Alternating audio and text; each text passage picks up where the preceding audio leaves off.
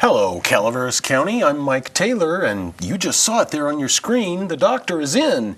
That means I'm sitting with Dr. Randy Smart. Dr. Smart, how are you? I'm doing great, Mike. Thank you for inviting me today. You bet. Now, what are we talking about today? I wanted to talk about one of the most fatal diseases in this country that is in fact preventable, and that is colon cancer. Oh, okay. It's one of those rather intimidating subjects because we do hear so much about kind of the fatality rates, and we've seen things like Katie Couric doing her thing way back when. So it's kind of intimidating because of that subject. Nobody wants to talk about colon cancer. Yep. So how do we get past that? But get this, Mike. In this country, every year, about 150,000 people are diagnosed with colon cancer. Wow. And every year, 30 to 40,000 of those will die. Approaching 50,000. And I think that's the number of people that died in Vietnam. And so every year you have 30, 40,000 people dying. So you have a really common disease that is a really fatal disease. And it's preventable, and it's not a little bit preventable, it's really preventable. Oh, okay. So why not talk about that? You bet. I mean, rather than watch people die, let's help them not die. Yeah, let's help them not die. Exactly. Now, I know one of the biggest things we're going to have to talk about is eating, but where do we start to prevent colon cancer? Well, maybe... Or do we start with colon cancer itself, kind of? Maybe a little bit about, a lot of people don't even know what a colon is. So that's a good point. So a little bit about a colon. So from your lips to the other end is 24, 25 feet. Goodness. And toward the other end is about a 4 to 5 foot tube, large tube. It looks like a horseshoe going around the abdomen. Okay. And that is the colon. And so the colon is not all the spaghetti inside and 24 feet of stuff. It's simply the last part of the digestive system and only 4 to 5 feet. Now, what the colon does, it's a very interesting organ. When you eat, your body starts making a soup. So let's say you eat, crackers and a piece of chicken or something. And so your body dumps a lot of fluid into that. It's in the stomach, it's in the duodenum, and it makes a soup, very soupy stuff. It mixes it all up, it throws in some enzymes, and that soupy stuff goes through those 20-something feet, and when it gets to the colon, the body says, I want the fluid back. I mean, so all this fluid just spills into the colon, into the right colon, and then the colon starts bringing the fluid back into the body. Oh, goodness. So have you ever eaten a meal and just felt really tired afterwards? Oh, yeah, Thanksgiving Day. Never mind the tryptophan. But so that's because you kind of become internally dehydrated after you eat because of the soup you make. Okay. And so then you get that fluid back about a couple hours later, and you start to feel a little bit better, and you get back on your feet. Well, the colon reabsorbs most of that fluid and makes the stuff into kind of logs, if you will. We could call it that, right? Sure. Yeah, and then those logs move their way around, and they're stored until it's the right time in the right place. So the colon is a very interesting organ. And one of the interesting things about the colon is it's a very dynamic tissue. Like that interior lining is replaced probably every 10 days, every 10 to 20 days. It's a very dynamic, very fast-growing tissue. Yeah, a very busy part of our bodies. Very busy part of your body. Not to mention day-to-day, but restoring and regenerating all that tissue is really something. Exactly. And so what we think happens with colon cancer is there are a couple things in play. One is what we call contact time.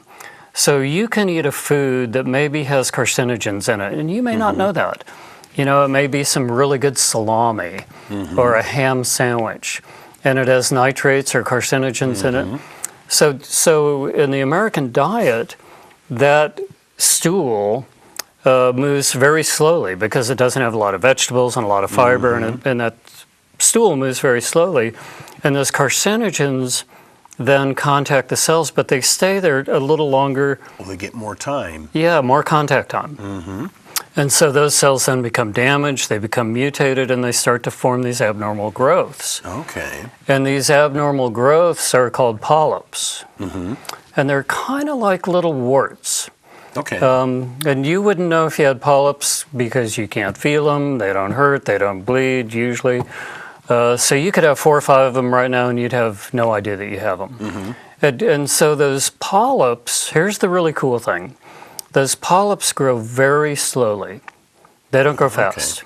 You know, like abnormal things really grow fast. These don't grow fast. It takes these things 10, 20 years to turn into a cancer. Oh, goodness. So you have this wonderful, this is a good thing for the medical guys. Sure. Because now you have 10 to 20 years to go find them.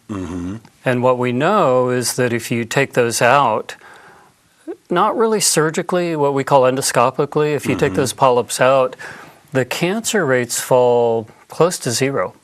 Oh, goodness. So now you have 30 to 40,000 people that don't die. And so the idea, something like 50% of people, I think this is the right number, 50% of people will get colon polyps in their lifetime. Wow. So you probably have them. I'm sorry. You probably have them. But the good news is we can help you.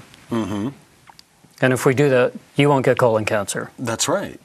And so to find them, we do... Well, there are several ways you can approach that problem. First of all, you want to select the right patient. So typically it's people that are not younger, it's people that are older. So people that are over 50 are the people we target up to 80, 85. Okay. And the majority of colon cancer we see in the 60s to 70s. I see. So the original screening technique was just simply looking for blood in the stool. It was called hemoccult screening or guaiac screening. And that's okay. It's not great. It's better than nothing. Sounds kind of late in the game to me, but... Late in the game, and lots of false positives. Like if you have a little irritation or maybe some hemorrhoids, these are all going to be positive. Okay. And so a lot of false positives, a lot of false negatives, and like you say, a little bit late in the game. But for a while, that's all we had. And then we moved to a technique called sigmoidoscopy, where we took a flexible tube, like a rubber tube, and we could examine maybe the last third of the colon. Okay. And that was really beneficial. That was good. That helped a lot of people. But what about the other 2/3? And so then we decided colonoscopy was the right way to go. And so colonoscopy visualizes that entire horseshoe, that entire colon. Oh, okay. All the way around to the small intestine and all the way back out, the entire 5 feet. And colonoscopy today is still considered the standard. That's what you should get if you want to prevent colon cancer. There are alternatives to that, but today it's still considered the gold standard. Okay. And that's kind of probably the one procedure you hear someone's going in, to visit the clinic or the hospital for, and everybody does a little shudder. Everybody talks about their colonoscopy, and everybody's got an opinion about it. And this is where we lose, is you can have a bad experience. I have done thousands of colonoscopies, and 90% of colonoscopy patients have a very pleasant, easy, just very doable experience. The problem is the 10% that maybe had a little tougher time. And those 10% go out and tell everybody. Tell everyone. They tell everybody. They put up billboards and get on email and Instagram. And yeah, it's kind of like the bad service at the restaurant. You go out and you tell everyone, whereas if you had a great experience, you might not mention that great meal. Exactly. Exactly. Same kind of thing. And so Katie Couric really did a great service to this country when her husband died of colon cancer, and she volunteered to do her colonoscopy on national television to demonstrate that it's not that hard and how important it is. And she did a great service to this country. But we're still recovering from some of this bad PR we've gotten over the years. Our techniques are better now. Our sedation methodology is a lot better. Okay. People that get colonoscopy now get sedated, pretty heavily sedated. Oh, okay. And I would say easily 80 or 90% don't even remember their colonoscopy. They remember kind of waking up in the recovery room going, "Are you done?" Yeah, already? Yes, yeah, we've been done for a while. Right, right. So you know, the hard part about preventing colon cancer is you're trying to find people who basically feel well, are well, and Americans kind of, and maybe a little more so in Calaveras County, are pretty stoic. And if I feel great, I don't need any help. I don't need anything from the doctor.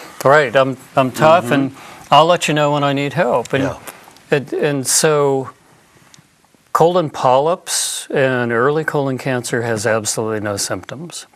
I mean, I was going to say, as a rule, don't know what's going on. You feel like you feel great right now, right? You could have colon cancer right now. And by the time you notice the bleeding or the obstruction, it's going to be pretty hard to fix. It's gotten pretty bad. Right. It's going to be hard to fix. I guess since we're on that part of this, let's kind of continue that down the bad path, if you will. If colon cancer is discovered, it sounds like surgery, but is that a go in from the abdomen, or do they go in the same way as the colonoscopy, or?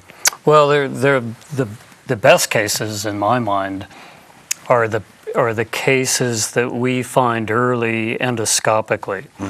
So a normal healthy patient comes in, we schedule them, and we take our colonoscope, we sedate them, and we go in, we're looking around, we find something unexpected, maybe the size of your thumb. And we take that off, we can do that endoscopically, and we send it to the pathologist, and the pathologist says, that's colon cancer.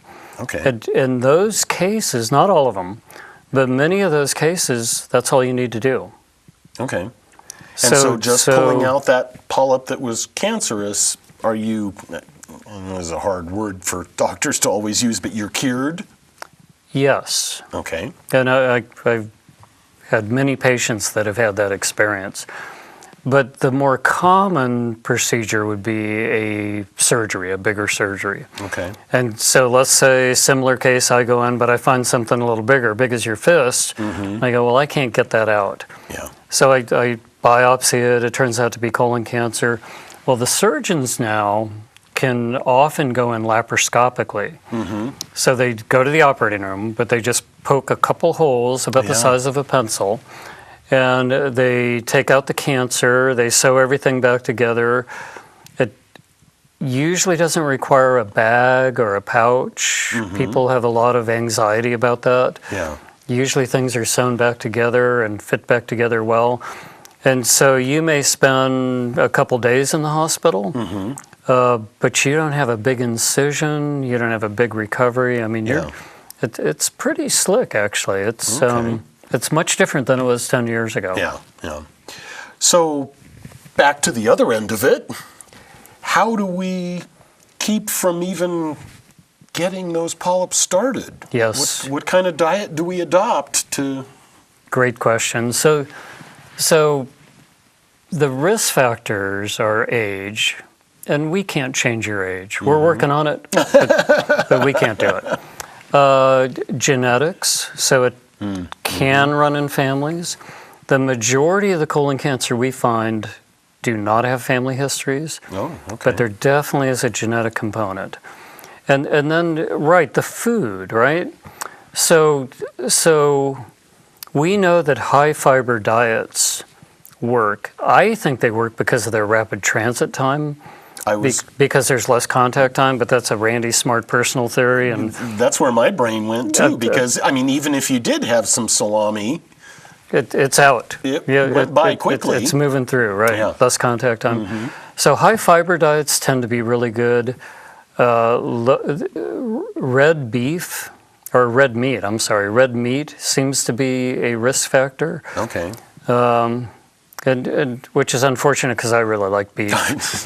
Yeah, but me red too. meat seems to be a risk factor. Preservatives seem to be a real risk factor, and in particular nitrates. That's why I brought up the salami and the ham example. But the preservatives they use with meat products. And darn it, bacon uses a lot of nitrates too. Oh my gosh, isn't that like It's wrong? awful. It is. Isn't that It's just so wrong? backwards. Right. I mean, bacon should be what we use to cure all this. exactly. And then there's some very interesting data. Tobacco seems to be a risk factor. Oh, okay. Obesity, and you and I have talked about this. I think what you've said to me is, isn't obesity a risk factor for everything? It sure seems like it. Kind of. So being overweight is a risk factor. Sedentary lifestyle is a risk factor. Okay. Interesting, people that take aspirin, and we did a show a while back on anti-inflammatory medicines.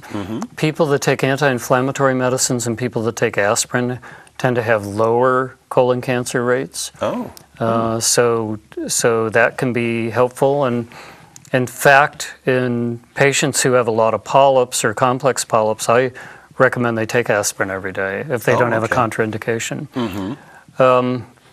But basically, the foods that you would regard as healthy, heart healthy kinds of foods, those are the foods you want to eat. Okay. And you want to have I don't want to get too graphic, but you really want to have a mushy, soft stool and probably go a couple times a day as opposed to once every 2 to 3 days. Okay. I mean, that would be your goal.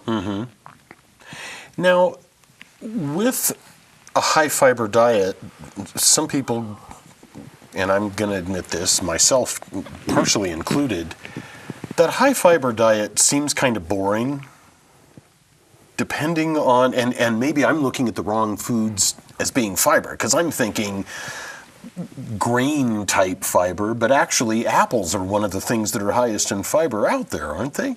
You think apples are boring? No, I don't think apples are boring. I think they're great. That's kind of where I was going with this, because and I'm going to really date myself, but I remember Ewell Gibbons and his grape nuts, and that was at the time, almost marketed as the highest fiber cereal at the time, and they have then, since gone on to produce these cereals that they say are, super high in fiber. Bran cereal. Bran cereal, Right. especially. They went crazy for bran about 10 years ago, it seems like. But it sounds like you need to sort of make that, as we do all the time with our diets, you sort of have to make that complete pivot and shift and incorporate a lot of those different foods and start to cut back on the red meat and the salami and the bacon. It's true, Mike. Yep. Or you could do what I did. You can marry a vegetarian. And then you learn how to make all those boring foods taste great. And then it just sort of happens right there at the dinner table. Shows up at the dinner table. That's great. Now, as people are sitting here thinking about this, and they're over the age of 50, is there more colon cancer in men or women, or? Equally distributed. Oh, okay. Men and women are about the same.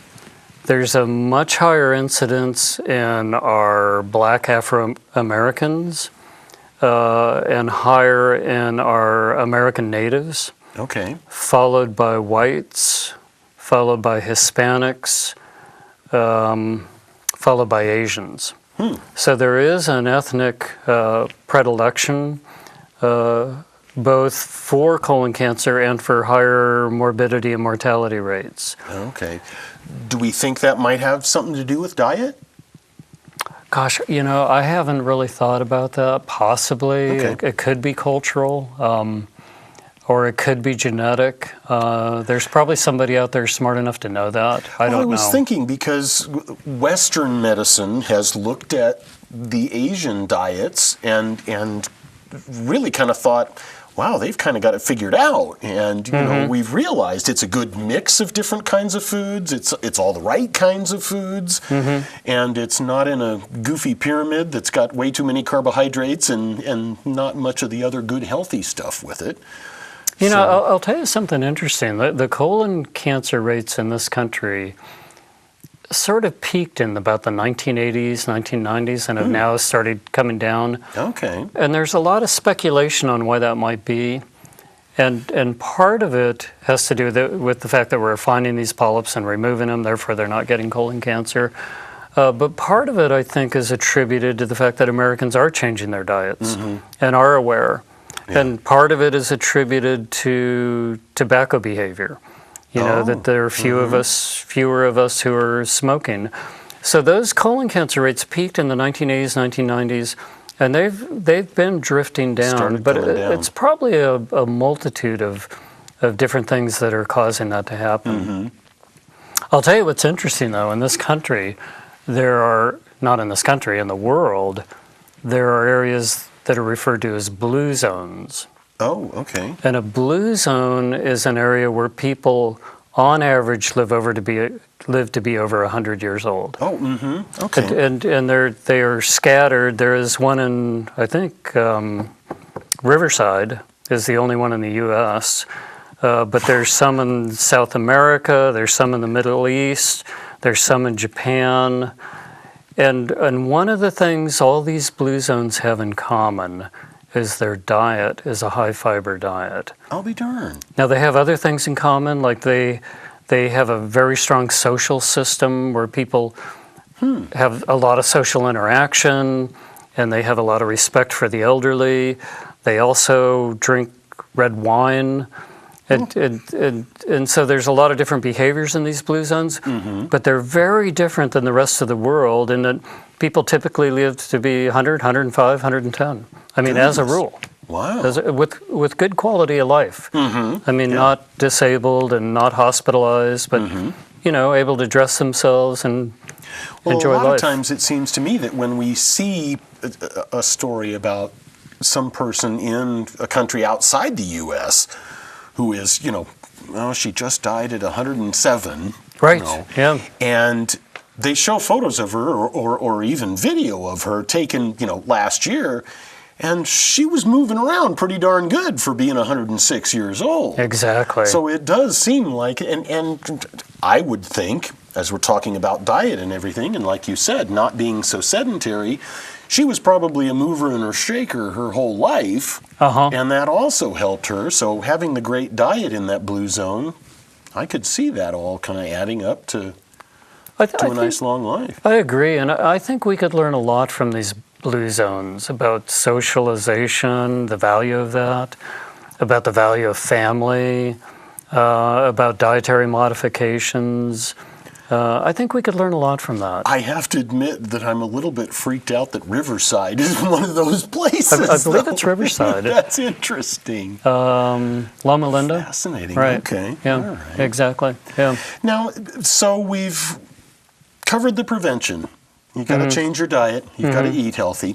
At what point should you really ask the doctor? And I'm actually kind of thinking the doctor is going to bring it up first, that maybe we need to think about a colonoscopy. At what age are we really getting to the, hey, we need to take a look, so to speak? So it depends on what country you live in. Okay. But in the United States, that screening starts at 50 years old. And there are other methods of screening we haven't talked about, but that screening starts at 50, and it's usually repeated at 5 or 10-year intervals. Okay. So, for example, you would get your first colonoscopy at 50. If you had polyps, then your next one would be 55, okay. 60, 65. If you had a totally normal study and a good quality study, then that would be repeated every 10 years. I see. Now, if you're a higher risk patient, which is defined as having immediate family members who have had colon cancer, then a lot of times we'll start that screening in the 40s and occasionally in the 30s. Oh, really? Okay. Right. So kind of to set a baseline, maybe? Well, we think, let's say your father or mother had colon cancer at 40 or 45, then we think that conveys a risk to you at a younger age. And so we start screening at a younger age. And we tend to screen 10 years younger than the parent.